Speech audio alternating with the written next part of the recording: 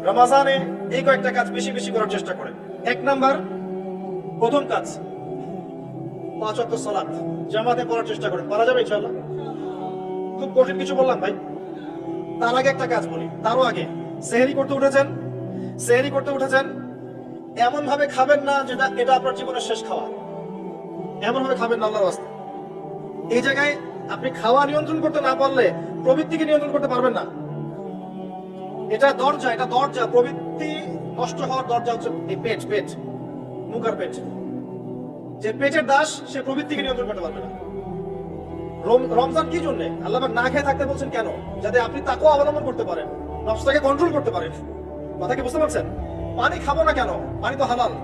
নফসটা control করা না, আমি করবো না, এটা আপনাকে প্রশিক্ষণ দেওয়া হচ্ছে।